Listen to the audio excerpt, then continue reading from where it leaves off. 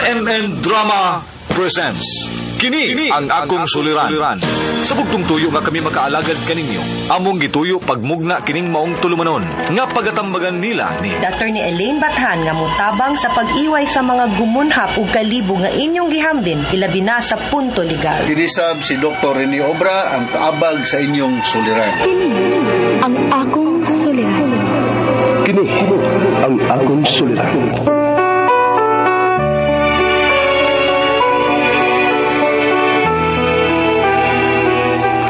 Sa atong pagkaymugso ng kalibutan, gikalawaan at ang daan sa atong suliran.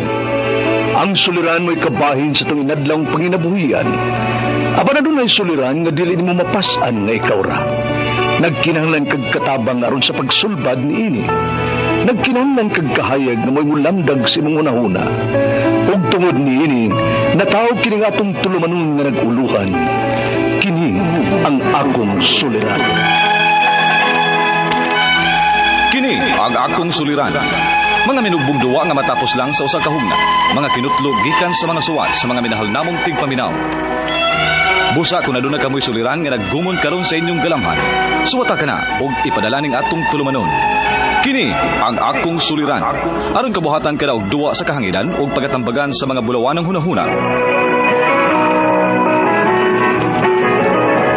Kini ang akong suliran. Kini ang akong suliran. Sinumat ni Teresa Tirul Soria, ubos sa direksyon ni Ingrid Miss Iver Tudaso. Dalit kaninyo sa RMN Drama.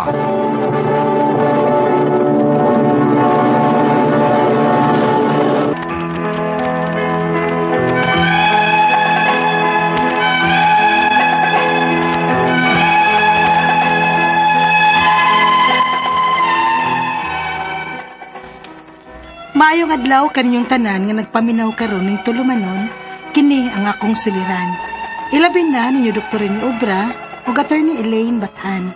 Ingon man sa mga artista nga maghatag og ginabuhi ning akong suwat suliran. Ako si Lizelle, 25 anyos, naay ka-live-in ug may duha ka mga anak. Taga Gunob, Lapu-Lapu City. Punto legal kining akong suliran. Kabahin kini sa apelyido sa akong kamagwang anak.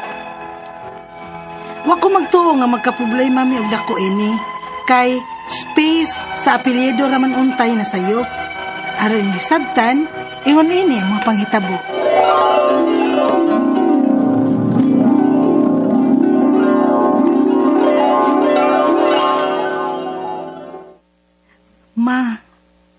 Mga anak na gyud ko. Hain naman ni si Ariel. Ay nalagi pagpaabot atong amahanan ng imong anak. Na lagi sa ospital. Gusto kong mga anak nga naa si Ariel. Bisag ka anak ko na gyud ka diha. Or dili to maabot. Maunta na din sa ospital, oy. Basig anak ka pasbahin non makanak nga Ginoo ko dira bagid ko makamaong manabang bisin. Ariel, asa naman taon ka? Ni sakit ang gigmayang kuntiyan. Ah? Ariel! Hoy! Ariel! Ay, Ginoo ko. Ayaw na pag-utong ni Sel. Pag binuang nihatan na sa ospital.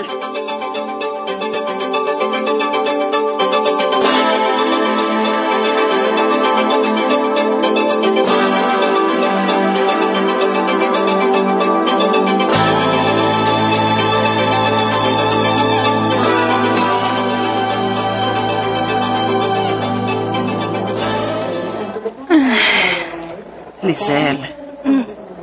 Ma? Naimugsuan ka na. Okay ra pud ang bata. Naigibilin ang nurse nga papilapan nimo ay para live birth kunos bata. Unya, ma. Dili man may kasado ni Ariel.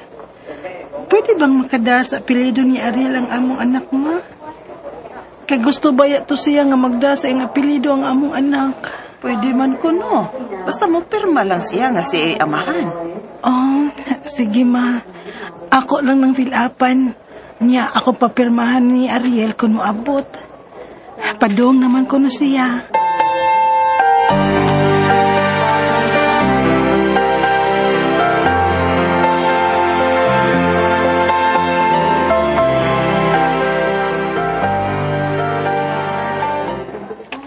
Saan mo kumupirmaan eh? Kini, oh. Kani, dinhi ko no. Kana ba kana? Okay. Ah. Ako na lang nag-fill up. Kay dugay mo ka ikang naabot. Ibaw bitaw ka nga trabaho ko. O bawal na mo ang cellphone during sa trabaho. Maong wadayin ko kakita sa mga text o tawag. Nalupad ko dayon ko din pagkabasa na nako. Ay, pa. Onya, kumusta naman ang gibati? Di pagyud ko okay, Ariel. Sakita di ang mga anak. Dili na po. Karon, dili pa. Pero punaan pa na natong atong anak, uy. Kamingaw ng usara. So pa diya, uy. Bahala diya ka, uy. Di nagyud ko noon. Murag ikaw may mga anak diha. Nako na dito ka. Isubmit na dito sa nurse ang ilang gipa-fill upan nato. Unya, pangutan akong kanus at makagawas din eh.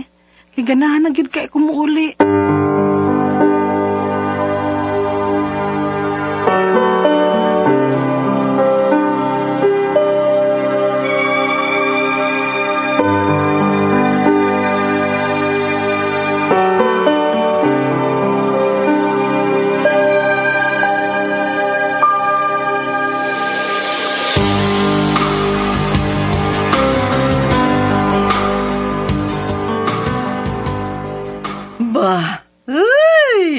Murag makakita naman yun yung bata. Inay, nagliraw-liraw ng kalimutaw. Ay, nagtanaw na akong nagtingog. Ma, nakabati na tingali na sa imong tingog. Uy, mong gisunod niya og tanaw, hain magikan ang tingog.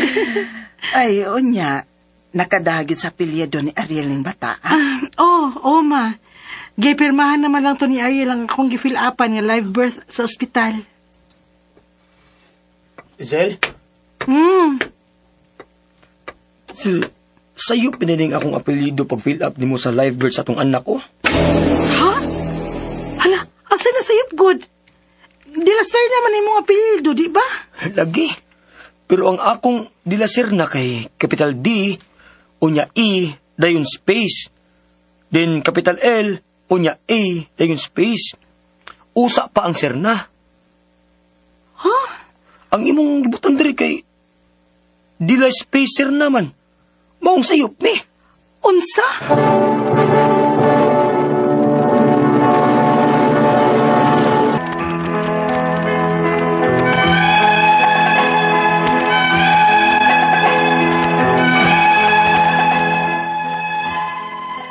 Gibaliwa ko lang tong sayop nga live birth sa among kamagwangang anak.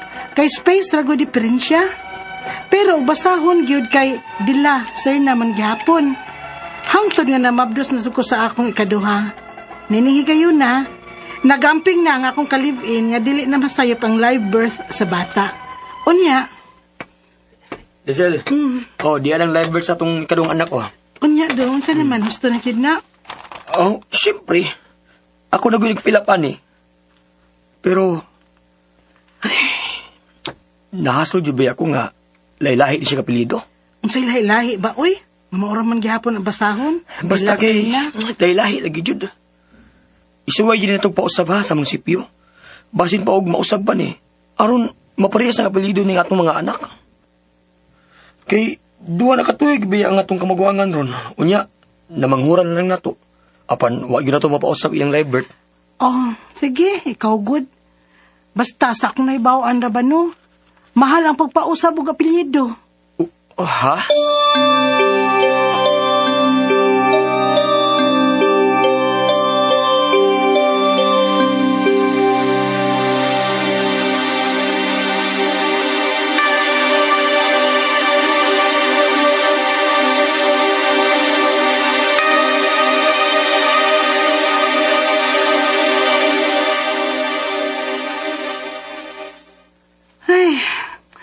Ma, wala ba magpresyo ang akong gamay? Wala man sab. Kapoy. Unya, kumusta mang inyong lakaw ni Ariel, ha? Nausab ng apelyados kamagwangan ninyo? Gikapoy ko maoy. Sus, mo gini munisipyo og duolon oy, hasol kayo. Ipasapasa pa taas at ang lamisa ha. Mao. Nga mataglamisa nga among duolon, lahi-lahi sila opinion. Nga lahi-lahi sa sila requirements nga murag dili na related sa among concern. Unya? Maoy, nakipamauli kong Ariel, maoy. Kaya nabala ka sabay ko ano akong gamay, kaya ba sige gutom na. Kaya nigutok sa maayo kong tutoy. Gi-breastfeed ba yan na ako? Uy, waday mo yun nahimo sa inyong lakaw.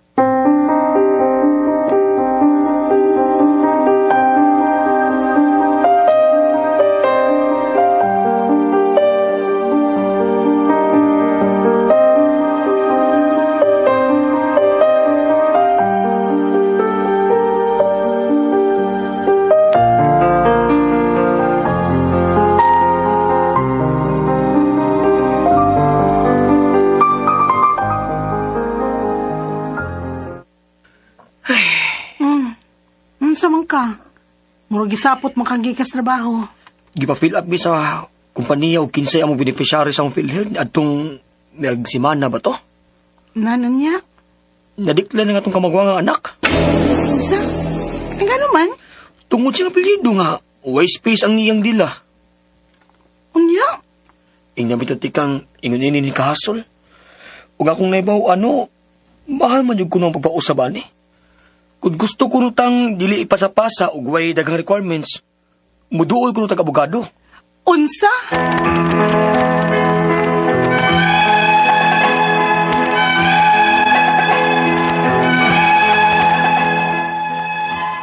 Mao ni nakahasol na mo karon. Wa gyud makarga sa PhilHealth sa akong kaipon ang among kamagwangang anak tungod lang gyud aning wise space ang iyang apelyido. Kutiha ba day ini oy? Ang akong mga pangutana mo kining mosunod. Unang pangutana, nasayop ko fill up sa live birth sa among kamagwangang anak kay De La Serna ang akong gibutang. Unya ang apelyido sa akong kalibin, De La Serna. Nagbuwag ang di ug ang la. Dako ba din ang isyuha nga space na may kuwang ug maura man ang pagbasa? Ikaduha pangutana, unsa may among buhaton ani nga hasol man kay sa munisipyo? Ipasapasa pa mi. Nya lain-lain sad sila og requirements nga murag dili na sad related sa among concern. Modul ba mig abogado aron magayran mi og klaro? Ikatulong pangutana, mga pila man ka ang magasto kun moduol mi og abogado? Mahal ba sad? Kay minimum wage earner ra ba yang akong kaipon? Ikaw pa to katapusang pangutana. Wa gyud makarga sa SSS o PhilHealth sa akong kaipon kining bataa. Tungod lang aning iyang apelyido kay gihasulan na gyud ko. Kung dili ni namo ipausab, mas mudako ba ang among problema ini? Inigdako niya aside sa wa siya maapil isip beneficiary sa iyang aman? Palihog, tabangi ug tambagi ko. Kini ang akong suliran, Lizelle. Maayong adlaw mga suking tigpaminaw kini si Attorney Elaine Bathan. Kinisab si Dr. Rene Obra.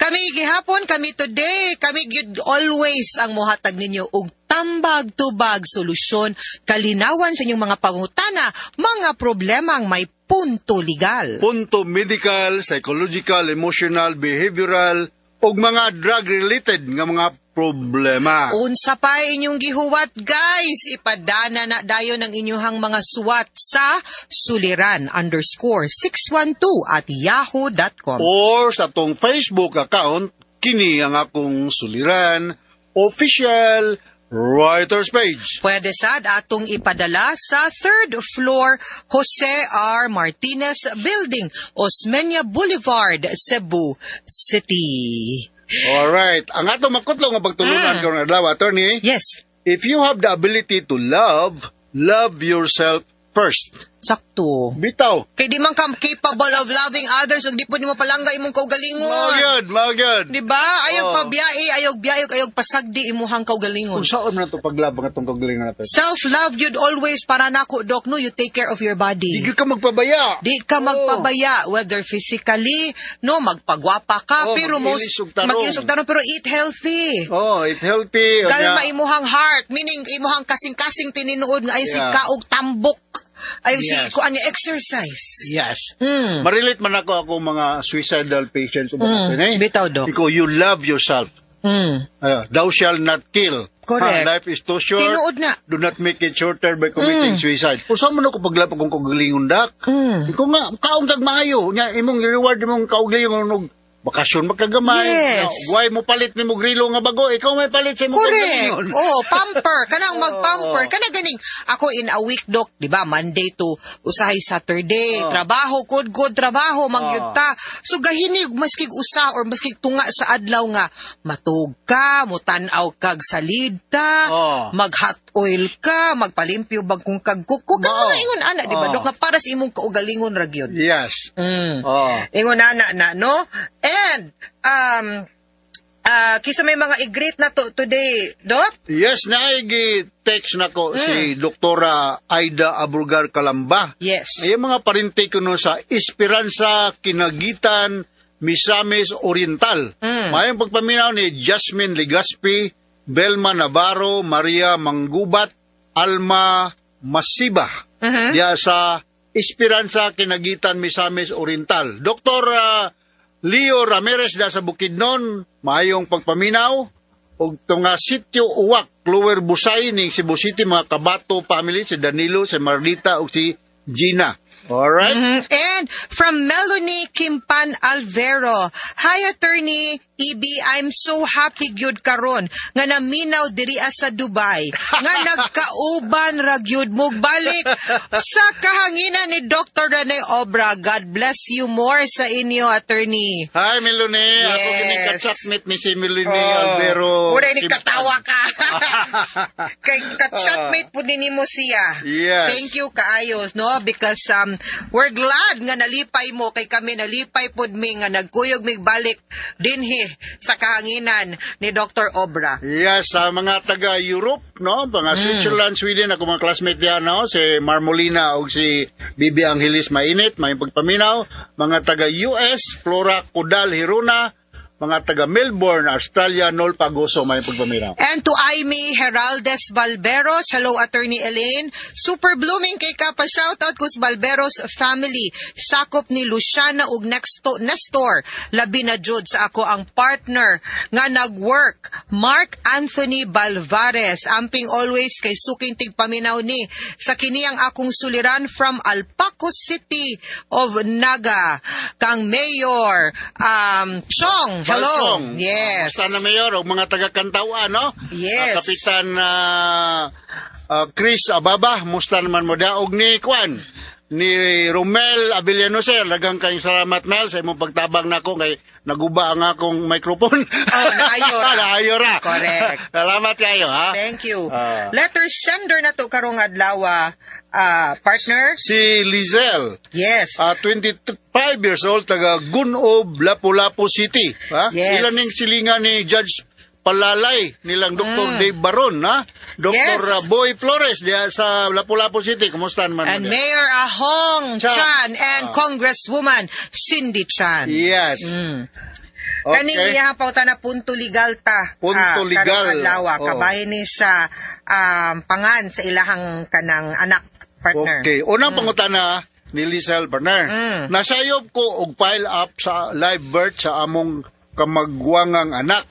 Kay dilaser na ang akong gibutang.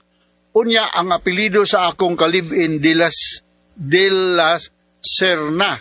Dako ba di ay ng isyuha nga space ramay Nagbuwag ang dila. nagbuwag ang dila, kapital ang D, kapital ang L.